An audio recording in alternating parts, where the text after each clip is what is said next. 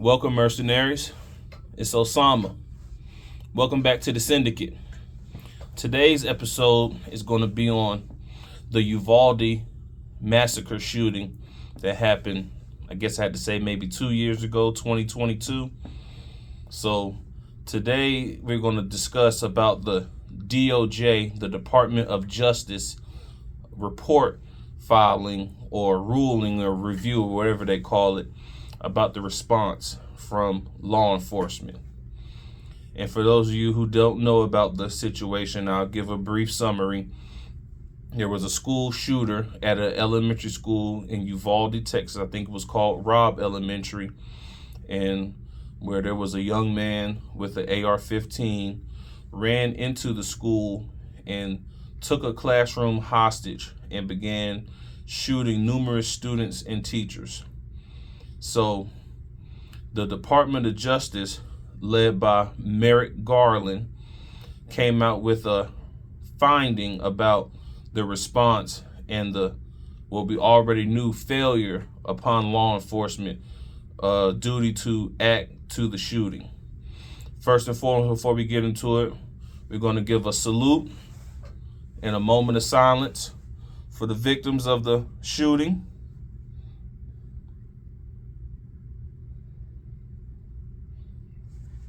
May they rest in peace to the innocent children and teachers that were slain due to the massacre. So, Mr. Garland, who's probably making 6, 7, maybe 8 figures a year, came out and told us something that we already knew. Something that we already seen from when they released the body camera footage of numerous officers. And I want to say there were only, from what I've seen of the video, 1 or 2 officers that had the balls to go in there and do what needed to be done. The rest of them were just cowering behind a corner, sitting back, waiting and having conversation, little dialogue about if it was their child, they would have went in there, no hesitation. And it was sad that one parent had to bypass the police to run and get not only her child, but to save numerous other children. Respect to that lady. Respect to her. She needs to be the chief of police there in Uvalde. She went in there with no gun, no backup, and no body armor and did what was needed to save innocent lives. She didn't do any shooting, but she went in there and did a heroic action by going in there and saving countless lives. So the one officer who I mentioned earlier who did have the balls to go in there didn't have any type of real backup, nobody really covering his 6 as he advanced up to the classroom where the gunman was supposedly barricaded in with the students and the teacher. And as soon as the shots were fired, his backup and cover ran down the hallway. Now back to Merrick Garland telling us something that we already knew about the failure of the Uvalde Police Department. It's sad that in today, and not even just saying 2022 when it's happened, but even today in 2024, we have to instruct people that here in the United States, the police are not here to protect you. They're here to protect the system. You're only funding them because you have to fund them. And that's just the reality of it. In other words, you're just paying for somebody just to say that they're here.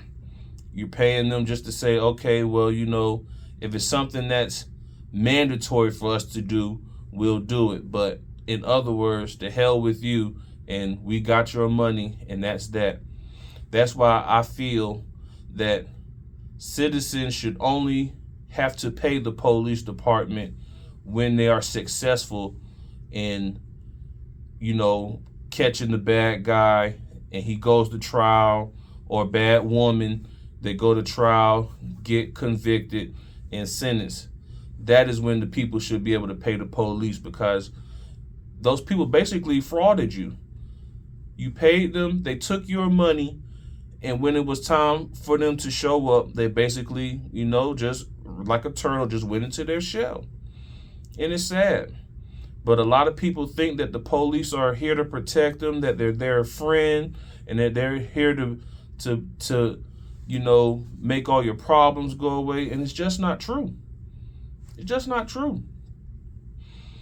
And I feel that we have other things about law enforcement that need to be changed, like qualified immunity. That has to go, because you're setting precedents here of things that are happening, and you're going to say, well, because it hasn't happened before in the same exact manner, you can't hold them accountable.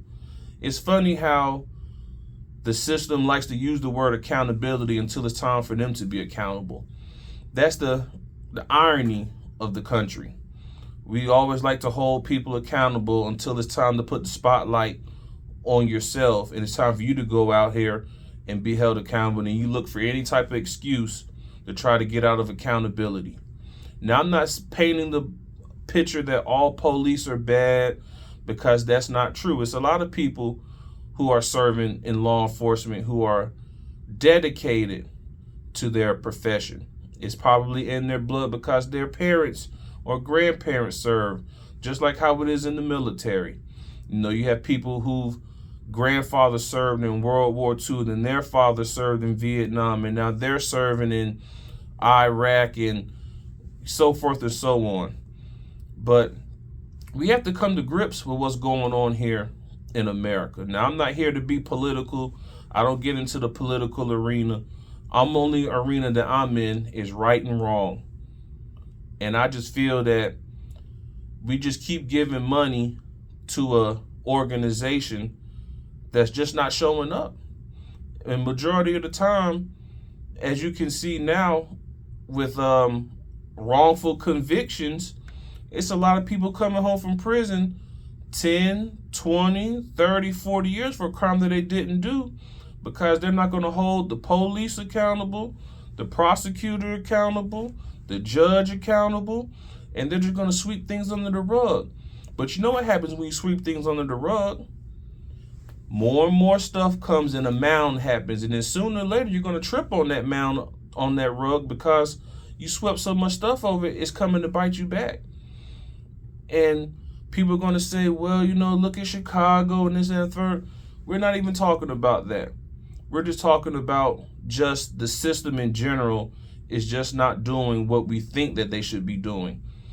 And I just don't know, because I'm not saying that I have the answers to solve every issue that's going on in the world today, whether it be homelessness, social economics, because everybody has to chip in and start being part of the solution and not part of the problem. But for Merrick Garland to get on that TV yesterday and tell us something that we already know about a failure, about their lack of response, and they stood and held back for 20, 30 minutes. Hell, Stevie Wonder could have figured that out. What we need is to start holding people more accountable, like how you like to tell other people to practice what they're preaching. It's time for you to do the same thing. And I feel, and this is just my personal opinion, that until we start getting rid of things, there are these other barriers that are preventing the right thing from happening, these things are going to continue to happen. Yeah, there's people out here with a gun with mental illness. We're not going to deny that.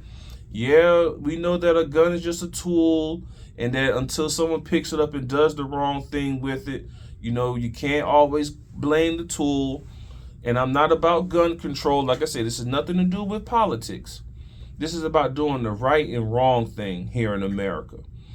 And I feel that until we hold off on paying people and then you come through, then we'll give you the money.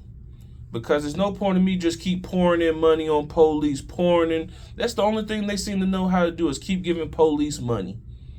Why don't you start pouring that money into the community, giving people better opportunities?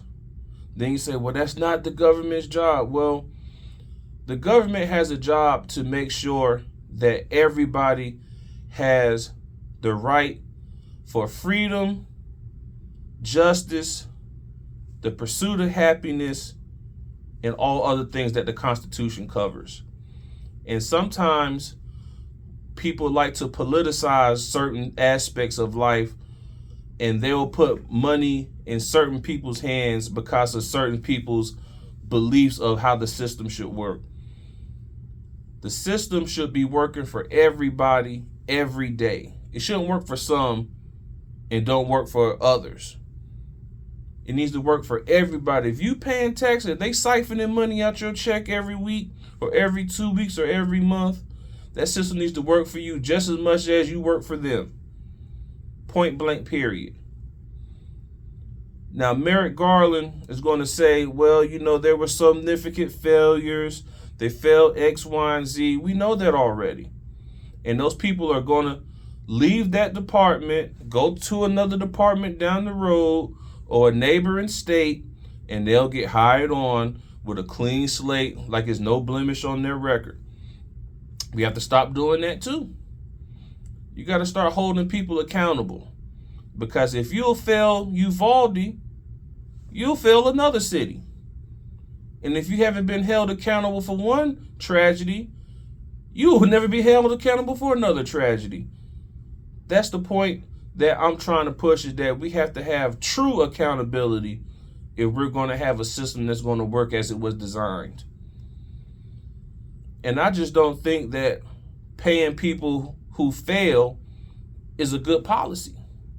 It just isn't. Because going back to what I was saying about the wrongly convicted that's not coming out, those cops are still keeping their pension. Those prosecutors already done retired, and all they got to do is just say sorry, and that makes everything okay, when it's not. It's not okay. And I think that the justice system in America needs a true and total overhaul and needs to be rebuilt from the bottom. You got to start having everybody's opinion and everybody's choice available to be heard to make the system work. Because as long as you're only taking input from a certain amount of people, everybody's not getting the chance to play their part in making America a better place. I know some people might say this is just a little rant, but I'm just expressing just how I feel. Those parents were failed. Those teachers were failed. The students were failed. And we're not going to just let people off the hook for failing after they done took those people hard-earned money. Those people busted their ass to pay them taxes to keep those people in the police force employed. And they need a return on investment. Simple mathematics. But hopefully, and I'm going to say hopefully because that's all we can do is just hope, that there's going to be a change. And if we already know, it'll just get brushed up it'll be water under the bridge and be back as business as usual.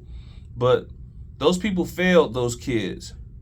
And those parents that are going through still grieving, and it's people saying, oh, you got to get over that. You should be over that by now. It seems that every time I hear about September 11th coming around, people screaming, never forget. When it's about something about America being attacked or being the victim of something, we can never forget that. But when someone attacks somebody personally and does some damage to somebody in their own personal life, they have to always seem to get over it. You don't tell nobody how to grieve or how to get over their situation. Just like I can't tell you what you should be scared of. I'm scared of spiders. Can't nobody tell me anything different about a spider. I don't care if it's a granddaddy lonely and I know they can't, and I know that their bite can't pierce my skin. I'm just scared of them in general because of how they look and what they can do, because some of them have deadly lethal poison. So you can't tell nobody how to grieve, and you can't tell nobody what to forget. And hopefully this will be a turning point in America where people stop using politics as a way of moving forward in life and trying to dictate what people should do. Those people in Uvalde deserve better. Those people, man, we go even back to Columbine when I was a little youngster. Those parents deserve better. They deserve better. And you as the United States, you shouldn't be sleeping until you have a perfect plan in place that's going to guarantee. And I know guaranteeing stuff is hard, especially in this day and age, but you should be ashamed of yourself. I don't know, whatever lies you tell yourself to go to sleep at night, those police out there in Uvalde that responded to that call, whatever lies you tell yourself to go to sleep at night, you should be ashamed of yourself. And I'm not attacking them because it's other police that have failed also in schools, but this is just the latest and greatest speaking that has been going on about this. And I'm not calling it great because it wasn't great, but it was a great tragedy. And we have to do better. Blaming a tool for something that someone else did with gun control, I'm not saying is the answer. Definitely not saying that's the answer. And putting more guns in more people's hands to defend themselves, I don't think is the answer too, because a lot of vigilante justice takes place here in America also. But besides my tangents and ongoing rants, what do y'all think, mercenaries? Y'all think Merrick Garland just giving lip service as usual, what they always do to try to pander to people and try to reassure them that change is coming? Drop your comments in the mercenaries. Drop your comments below, mercenaries. Let us know what you think about the Uvalde shooting, and what do you think about the Department of Justice's review on the situation. All right, mercenaries, it's Friday. Happy Friday to all mercenaries. I'm gonna get back to work. I just figured I'd just sneak away and make a video. Mercenaries, stay safe, stay armed, stay legal, stay dangerous, stay informed, stay prepared. Osama, out.